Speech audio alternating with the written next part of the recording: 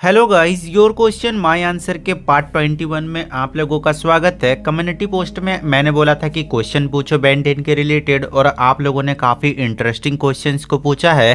तो इस वीडियो में मैं आप ही के क्वेश्चंस का आंसर देने वाला हूं। तो सबसे पहला जो क्वेश्चन है वो पूछा है मुरारी ने। इनका जो क्वेश्चन है कि हम लोग जानते हैं कि जो एलियन एक्स है वो बहुत ही पावरफुल है, वो पूरे के पूरे यूनिवर्स को क्रिएट कर सकता है। बट इनका ये क्वेश्चन है कि एलियन एक्स को किसने क्रिएट किया, आखिर एलियन एक्स को किसने बनाया। देखो, इसका जो आंसर है वो कभी भी हमें पता नहीं चला है, पर ये जो मिस्ट्री है वो कभी ना कभी तो सॉल्व होगा, क्योंकि ये चीज़ हम लोग जानते हैं कि जो एलियन एक्स है वो बहुत ज़्यादा मिस्टीरियस एलियन है। तो क्या पता बेन 10 के न्यू सीरीज में या फिर कभी भी हमें ये चीज़ पता चले कि आखिर एलियन एक्स को किसने बनाया। और इनका एक और क्वेश्चन है कि जो बेन 10 ओमनीवर्स में हमें एक स्मूदीज टाइप के एलियंस देखने को मिले थे, उनका जो नाम है वो क्वांटेमिलिया था। तो इनका क्वेश्चन है कि वो कौन थे। तो देखो, जो क्वांटेमिलिया होते हैं वो एक बींग होते हैं जो आपको पसंद है। जैसे कि बेन को स्मूदीज पीना बहुत ज़्यादा पसंद था, इसीलिए जो क्वांटेमिलिया है उसमें स्मूदीज दिख रहा था बेन को, और हम सभी को भी स्मूदीज ही दिख रहा था। पर आपको जो चीज़ पसंद है वही आपको क्वांटेमिलिया में दिखता है। अगला जो क्वेश्चन है वो पूछा है आवेश भट्ट ने। इनका जो क्वेश्चन है वो ये है कि बेन 10 के जो ग्रैंडपा और ग्रैंडमा है वो कभी एक साथ नजर क्यों नहीं आए।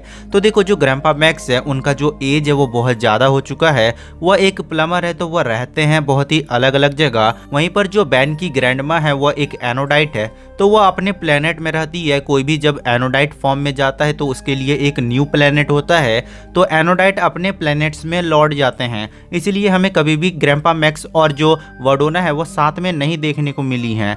अगला जो क्वेश्चन है वो पूछा है गेमर बीजी ने। इनका जो क्वेश्चन है वो ये है कि क्या ओमनिट्रिक्स में विलगेक्स, डैगन, नेल्जियन, क्वांटेमिलिया का डीएनए है। तो विलगेक्स का तो डीएनए है ओमनिट्रिक्स में, पर डैगन का, नेल्जियंस का, क्वांटेमिलिया का डीएनए नहीं है ओमनिट्रिक्स में। अगला जो क्वेश्चन है वो पूछा है बॉय फ्रॉम पाकिस्तान ने। इनका जो क्वेश्चन है कि एजमत ने आखिर बेन से ओमनिट्रिक्स लेके ग्रैंडपा मैक्स को क्यों नहीं दिया।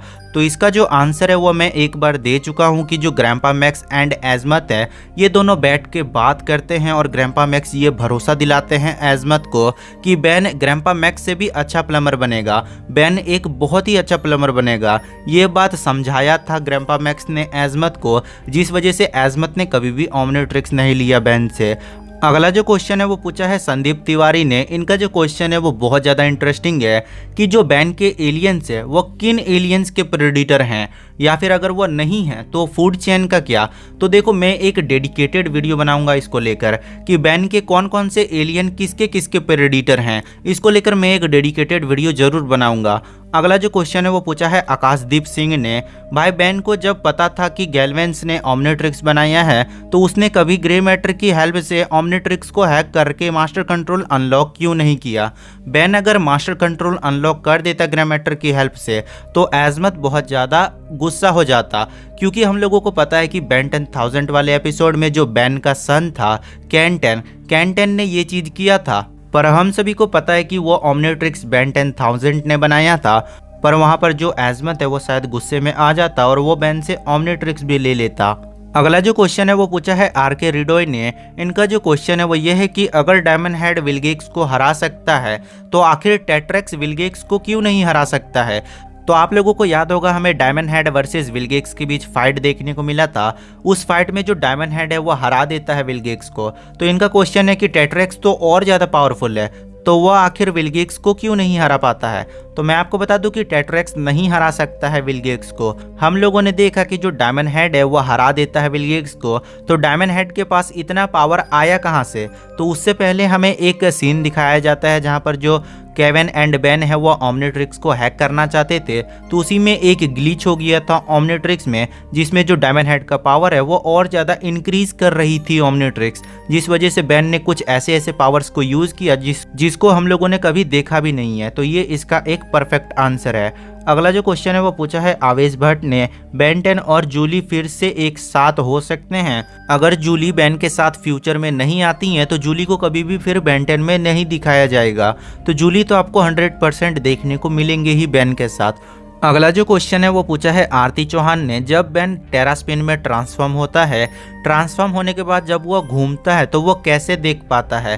तो इसका जो आंसर है वो बहुत ज़्यादा सिंपल है कि जब टेरास्पिन घूमता है तो उसका जो हेड है वो उसके बॉडी के अंदर चला जाता है, और आप लोगों ने बॉडी के अंदर बहुत ज़्यादा होल्स को देखा होगा, तो उनमें जो टेरास्पिन है वो बहुत ही अच्छे से देख पाता है। तो आपको ये चीज़ पता चल गया होगा। अगला जो क्वेश्चन है वो पूछा है साब सिंह ने, Ben 10 alien force and ultimate aliens में एक्सेलरेट नहीं दिखाया गया, उसके जगह फास्ट ट्रैक को दिखाया गया, और ओमनिवर्स में फास्ट ट्रैक को नहीं दिखाया गया, एक्सेलरेट को दिखाया गया, ऐसा क्यों। तो देखो, जो अल्टीमेट एलियंस और एलियन फोर्स था उसमें हमें नहीं दिखाया गया था एक्सेलरेट को।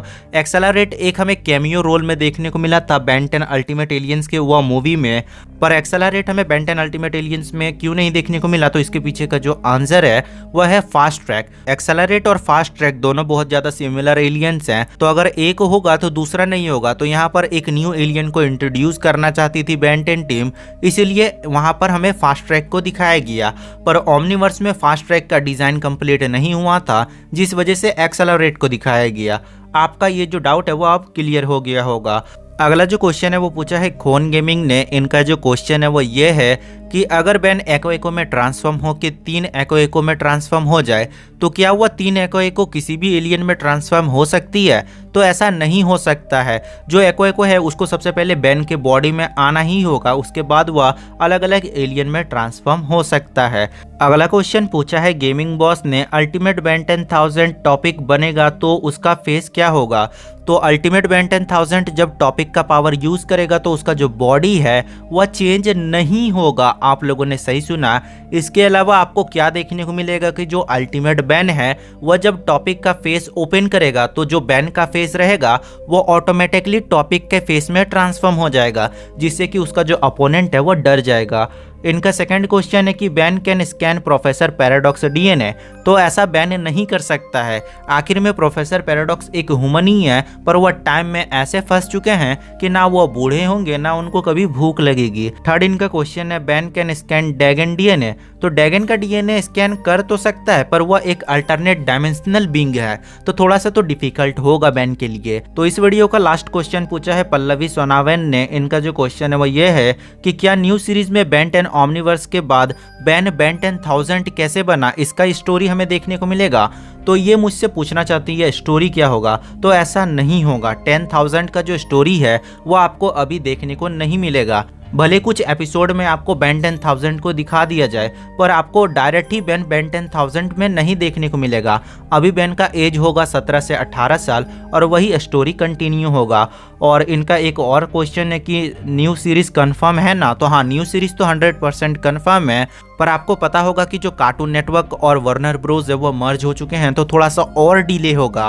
पर जो इसका क्वालिटी होगा वो 100%, 110% बहुत ही अच्छा होगा। तो ये कुछ क्वेश्चंस थे जो कि आप लोगों ने पूछे थे। अब देखो, जिसका भी क्वेश्चन नहीं आया, मैं क्या करूंगा, कल या परसों एक और वीडियो बनाऊंगा और कम्युनिटी पोस्ट से ही क्वेश्चंस को लूंगा, ताकि जिनका भी क्वेश्चन छूट चुका है उनका भी क्वेश्चन आ जाए। तो वेट करो उस वीडियो का। तो अगर आपको ये वीडियो पसंद आए तो वीडियो को लाइक कर देना, चैनल पर नए हो तो चैनल को सब्सक्राइब करके बेल आइकन को प्रेस कर देना।